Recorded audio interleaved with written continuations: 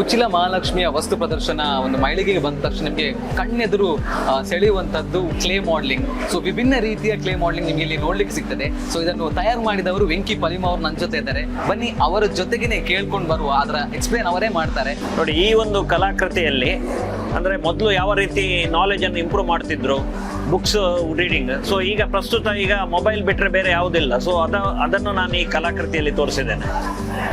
ಅದೇ ರೀತಿ ಮುಂದೆ ಮೊಬೈಲ್, ಮಕ್ಕಳಿಗೆ ಈಗ ಮೊಬೈಲ್ ಎಷ್ಟು ಇಂಪಾರ್ಟೆಂಟ್ ಆಗಿದೆ ಅಂತ ಹೇಳಿದ್ರೆ, ಮೊಬೈಲ್ ಇಲ್ಲದಿದ್ದರೆ ಅವರಿಗೆ ಒಂದು ನಿಮಿಷ ಸುಮ್ಮನೆ ಕುತ್ಕೊಳ್ಳಿಕ್ಕೆ ಆಗೋದಿಲ್ಲ. ಸೊ ಇಲ್ಲಿ ಮೆದುಳಿದ್ದ ಜಾಗದಲ್ಲಿ ಮೊಬೈಲನ್ನು ಕೊಟ್ಟಿದ್ದೇನೆ ನಾನು. ಇದು ಪ್ರಸ್ತುತ ಈಗ ನಡೆಯುವಂಥದ್ದು. ಅದೇ ರೀತಿ ಯಾವ ರೀತಿ ಬೀಗ ಹಾಕಿದೆ ಅಂತ ಕೈಗೆ ಮತ್ತು ಮೊಬೈಲಿಗೆ. ಇನ್ನು ಮುಂದೆ ನಾವು ಬೀಚಿಗೆ ಅಂತ ಹೋಗ್ತೇವೆ, ಅಲ್ಲಿ ಏನೆಲ್ಲ ನಾವು ಬಿಸಾಡ್ತಾ ಇದ್ದೇವೆ, ಎಷ್ಟು ಹಾಳು ಮಾಡ್ತಾ ಇದ್ದೇವೆ, ಅದು ಮೀನಿಗೆ ಎಷ್ಟು ಇಫೆಕ್ಟ್ ಆಗ್ತದೆ ಅಂತ ಅದರ ಬಗ್ಗೆ ಈ ಕಲಾಕೃತಿ ಹೇಳ್ತದೆ.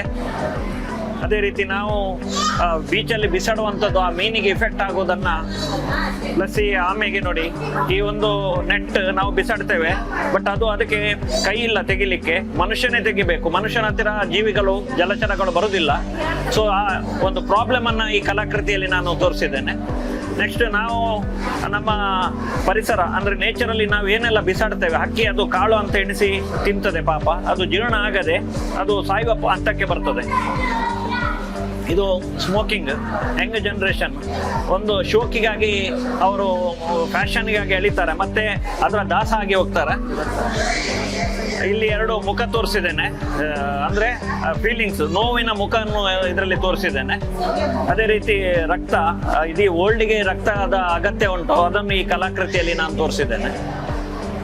ಸ್ಮೋಕಿಂಗಲ್ಲಿ ಆಗುವ ಇಫೆಕ್ಟ್. ಇದು ಪ್ಲಾಸ್ಟಿಕ್ ಅಂತ, ಅಂದರೆ ದಿನನಿತ್ಯ ನಾವು ಪ್ಲಾಸ್ಟಿಕ್ ಜೊತೆಗೆ ನಮ್ಮ ಇದನ್ನು ಸ್ಟಾರ್ಟ್ ಮಾಡ್ತೇವೆ. ಈವನ್ ನಾವು ಟೂತ್ ಬ್ರಷ್ ಅನ್ನು ಹಿಡಿದು ನಾವೆಲ್ಲ ಏನೆಲ್ಲ ಈ ಪ್ಲಾಸ್ಟಿಕ್ಗೆ ಇಂಪಾರ್ಟೆನ್ಸ್ ಕೊಡ್ತಾ ಇದ್ದೇವೆ, ಪ್ಲಾಸ್ಟಿಕ್ ಜೊತೆಗೆ ನಮ್ಮ ಜೀವನ ನಡೀತಾ ಉಂಟು. ಇದರ ಬಗ್ಗೆ ಒಂದು ಅವೇರ್ನೆಸ್ ಇದು. ಇದಿಲ್ಲದೆ ನಮಗೆ ಈಗ ಜೀವನ ಮಾಡಲಿಕ್ಕೆ ಅಸಾಧ್ಯ ಆಗುವ ಪರಿಸ್ಥಿತಿಯಲ್ಲಿ ಉಂಟು. ಸೊ ಇದು ವಾಯು ಮಾಲಿನ್ಯ, ಮನುಷ್ಯನದೇ ಒಂದು ಆಲೋಚನೆ. ಸೊ ಮನುಷ್ಯನ ಆಲೋಚನೆಯಿಂದಲೇ ಈ ಪರಿಸರಕ್ಕೆ ಹಾನಿ ಆಗ್ತಾ ಉಂಟು ಅಂತ ಈ ಕಲಾಕೃತಿಯಲ್ಲಿ ತೋರಿಸ್ತಾ ಉಂಟು. ಅದೇ ರೀತಿ ಇಲ್ಲಿ ಒಂದು ಮಾಸ್ಕಿಟೋವನ್ನು ತೋರಿಸಿದ್ದೇನೆ, ಸೊಳ್ಳೆ. ನಾವು ಕೆಲವು ಪ್ಲಾಸ್ಟಿಕ್ ಐಟಮ್ ಅನ್ನೆಲ್ಲ ಹೊರಗೆ ಬಿಸಾಡ್ತೇವೆ, ಅದರಲ್ಲಿ ನೀರು ನಿಂತು ಸೊಳ್ಳೆಗಳು ಉತ್ಪತ್ತಿಯಾಗಿ ನಮಗೆ ಅದರ ಇಫೆಕ್ಟ್ ನಮಗೆ ಗೊತ್ತಾಗ್ತದೆ. ಸೊ ಆದಷ್ಟು ನಾವು ಇದನ್ನು ಜಾಗ್ರತೆ ಮಾಡಬೇಕಂತ ಒಂದು ಈ ಕಲಾಕೃತಿಯಲ್ಲಿ ನಾನು ಅವೇರ್ನೆಸ್ ಅನ್ನು ತೋರಿಸಿದ್ದೇನೆ. ಇಲ್ಲಿ ಎರಡು ಹೃದಯಗಳನ್ನು ತೋರಿಸಿದ್ದೇನೆ. ಒಂದು ಒಳ್ಳೆಯ ಹೃದಯ ಅಂತ ಹೇಳಿದ್ರೆ ಯಾವುದೇ ಹ್ಯಾಬಿಟ್ ಇಲ್ಲದ್ದು. ಸೊ ಇದು ಬೇರೆ ಬೇರೆ ಹ್ಯಾಬಿಟ್ ಅಲ್ಲಿ ನಾವು ನಮ್ಮ ಹೃದಯವನ್ನು ನಾವು ಸಾಯಿಸ್ತಾ ಇದ್ದೇವೆ. ಸೊ ಅದನ್ನು ಈ ಕಲಾಕೃತಿಯಲ್ಲಿ ತೋರಿಸಿದ್ದೇನೆ. ಅದೇ ರೀತಿ ಒಂದು ಫ್ಯಾಮಿಲಿ ಅಂದ್ರೆ ಯಾವ ರೀತಿಯಾಗಿ ಈ ದುಶ್ಚಟಕ್ಕೆ ಬಲಿಯಾಗಿ ಇಡೀ ಮನೆಯನ್ನು ಕಳ್ಕೊಳ್ತಾನೆ, ಮನೆಯಲ್ಲಿ ಒಂದು ಊಟ ಮಾಡುವ ಪರಿಸ್ಥಿತಿಯಲ್ಲೂ ಇರುವುದಿಲ್ಲ.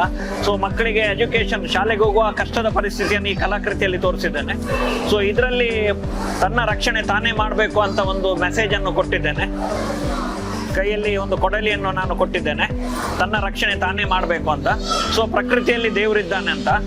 ಸೊ ಒಂದು ಹಕ್ಕಿ ಗೂಡು ಎಲ್ಲಿ ಕಟ್ಟುದು ಮನೆ ಅಂತ ಆಲೋಚನೆಯಲ್ಲುಂಟು. ಮುದಿ ಮರ, ಅದು ಅದರ ಒಂದು ನೋವಿನ ಮುಖ.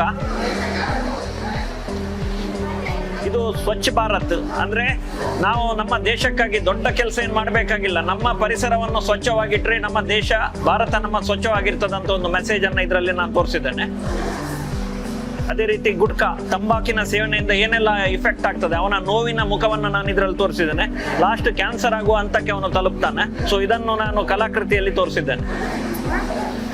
ಸೊ ಈಗ ಪ್ರಸ್ತುತ ಈ ಮಕ್ಕಳು ಇಷ್ಟಪಡುವಂತ ಈ ಕುರ್ಕುರೆ, ಲೇಸ್ನಂತ ಇದು ಪ್ಲಾಸ್ಟಿಕ್ನ ಅಂಶವನ್ನು ನಾವು ತಿಂತಾ ಇದ್ದೇವೆ. ಸೊ ಅದರಿಂದ ಅದೊಂದು ಭಯಾನಕ ರೂಪವನ್ನು ಇದನ್ನು ತೋರಿಸಿದ್ದೇನೆ.